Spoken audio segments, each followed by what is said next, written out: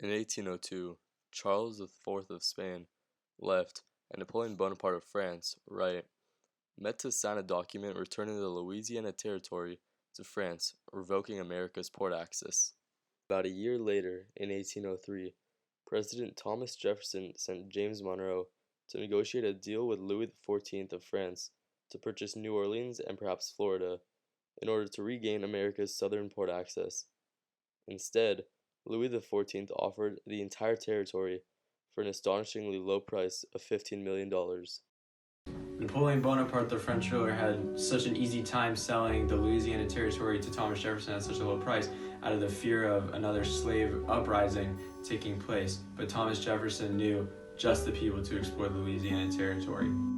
Dear Sir, in the journey which you are about to undertake for the discovery of the course and the source of the Mississippi, and of the most convenient water communication from thence to the Pacific Ocean, your party being small, it is to be expected that you will encounter considerable dangers from the Indian inhabitants.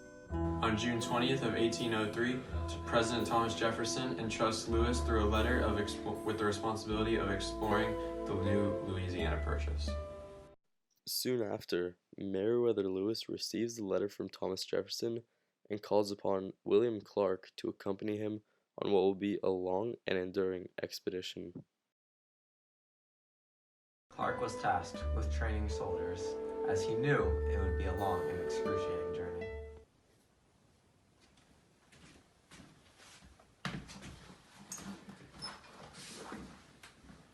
Set.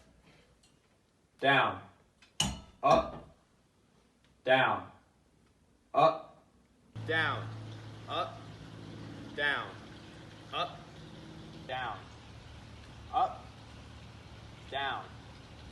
Up. After their training was complete, Lewis, Clark, and their entourage of soldiers arm up and prepare for departure into the Louisiana Territory.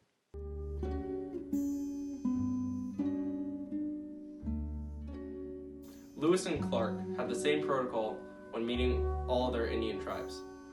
They started off by hoping for peace. They gave a gift of a coin that had the face of Thomas Jefferson. They did this to attempt to make peace with all the tribes so they could ensure safe passage. On their adventure, Lewis and Clark encountered many native groups such as the Shoshone, the Mandan, and the Minitari. Most tribes accepted their peace offering. However, certain tribes, such as the Teton Sioux, were less friendly, forcing Lewis and Clark to show their dominance as Americans.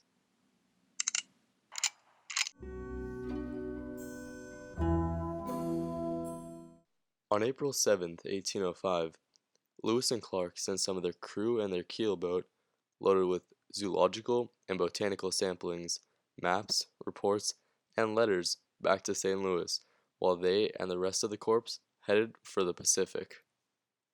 In 1804, Sacagawea, a 16-year-old from the Shoshone tribe, and her husband, Toussaint Charbonneau, a French-Canadian explorer and trader, joined Lewis and Clark on their expedition, since they would be of great assistance in helping translate the native languages.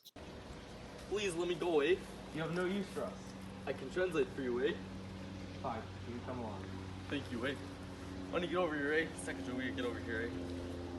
Who's this? It's my wife, Secretary. Eh? Lewis and Clark crossed through Montana and made their way to the Continental Divide via Lemhi Pass, where, with the help of Sacagawea, they purchased horses from the Shoshone. While there, Sacagawea reunited with her brother, Cameawait, whom she hadn't seen since she was kidnapped in the year 1800 by a war party of Minitari Indians. This leg of the journey proved to be most difficult, as many of them suffered from frostbite, hunger, dehydration, bad weather, freezing temperatures, and exhaustion. After 11 days on the Lolo Trail, the corps stumbled upon a tribe of friendly Nez Perce Indians along Idaho's Clearwater River. The Indians took in the weary travelers, fed them, and helped them regain their health.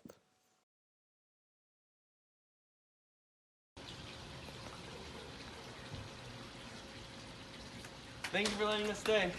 After about 2 years of trekking through merciless terrain and unbearable conditions, a bedraggled and harried corpse finally reached the stormy Pacific Ocean in November of 1805. They had completed their mission and had to find a place to stay for the winter before heading home. On March 23rd, 1806, Lewis and Clark began their journey home. Lewis and his group went north through the Great Falls of the Mississippi River and explored the Marias River, while Clark, Sacagawea, and their group went south along the Yellowstone River. They planned to meet up where the Yellowstone and Mississippi met in North Dakota before heading back home to St. Louis.